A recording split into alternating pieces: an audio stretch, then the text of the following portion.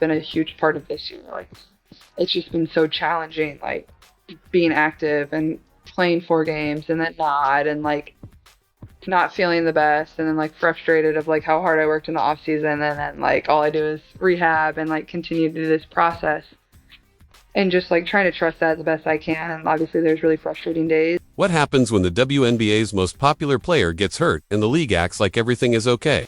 Caitlin Clark just talked openly for the first time in an interview with Sue Bird, and this is the longest public talk she's had about her injury problems. For the first time, she shared how hard it was emotionally to be thrown into Game 30 without getting ready properly, and how that experience changed how she thinks about what her hurt teammates had been going through the whole time. She talked about the hard feelings of watching from the bench while the league's TV viewers changed a lot when she wasn't playing. How open she was in this interview shows both the personal pain and the awkward truth of how important she is to the WNBA. Do you think the WNBA needs to change how referees work or keep players safer? Let us know down below. Let's go. There's days where like it's a little bit easier, and like you're very, very motivated, and like you're close to the finish line of getting back and being back, and then like it's not like I have a training camp to like build up to like playing my first game again. It's like, no, like you're tossed into Game 30, like go try to play well. Like it's hard, like it really is. I think it has given me really good perspective on like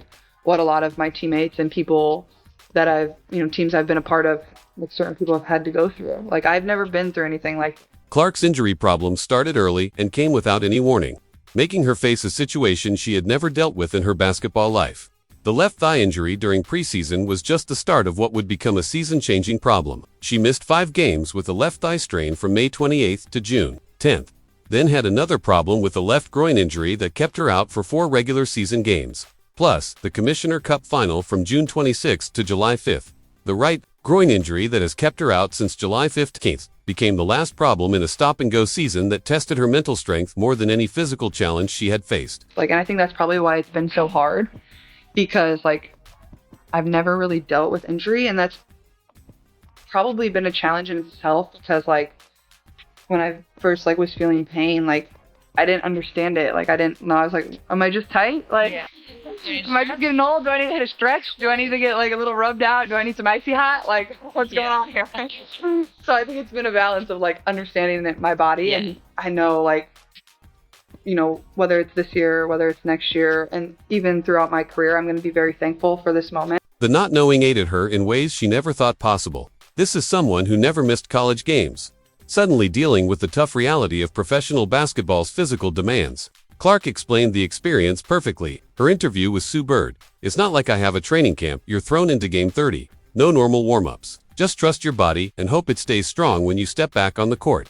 The stop-and-go nature of her season became the most painful part of the entire problem. I think early on with the first couple injuries, I was like, oh, like I need to get back. But I think like my mom texted me like after this injury, and like they know how hard it's been on me, but my mom was like, you've taken so much time for everybody else, like you have to take time for yourself now. So just trying to do that the best I can too. Her mother's emotional text felt different during this struggle. "You've spent so much time for everybody else. You need to spend time for yourself now." Those words had meaning that Clark had never felt before. The pressure to come back quickly wasn't just about basketball anymore. It was about learning to put her own health first over everyone else's hopes. This moment was a big change in how she saw her role and what people expected from her. Viewership and ticket sales are like up across the WNBA, and then and they're also, when you don't play, there's a dip, like a substantial dip. So how does it impact your patience? You know what I mean? Like you're coming back from this injury, and you know this, everybody knows this, that when you play that changes. Yeah. I guess the better question is, how are you like managing it so it doesn't impact your patience? Meanwhile, the numbers showed the awkward truth about how important she was to the league. The Fever clearly played better when she was available. Their winning rate was much stronger when Clark was on the court, going 8 wins and 5 losses. With her, compared to their problems without her being there, where the team has 9 wins and 9 losses. People coming to games dropped during her time away, and television ratings showed similar drops. The May 17th Sky Fever game had brought in around 2.5 million viewers as a WNBA viewership high point, while later games without Clark and other stars got closer to 1.5 million on ABC. The team found themselves fighting for a playoff spot while missing their main scorer and playmaker. The Fever even had times with only 9 players available due to injuries around the team, as league rules didn't allow quick extra signings in some situations. Definitely been hard. Yeah.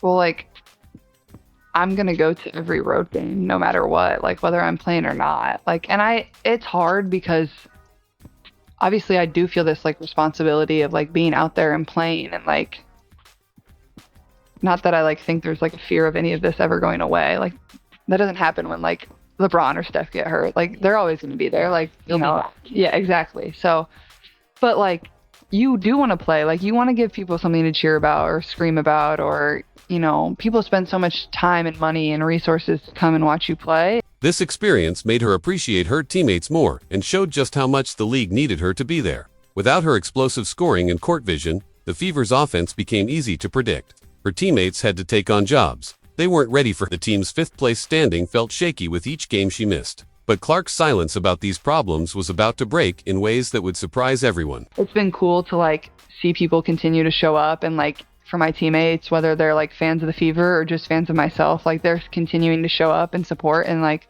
that's why I've been trying to take as much time as I can. Like, I sign autographs for way longer when I'm hurt than when I'm active. So that's never something I like wish for, but like, you know, I still want to make as much time as I can for people and, you know, give them something that they can remember. And when Clark sat down with Sue Bird, the talk took an unexpected turn that had league bosses panicking. Her honest moments about referees showed a side of her leadership that surprised everyone. Sue Bird asked Clark about her sideline coaching during games she missed due to injury.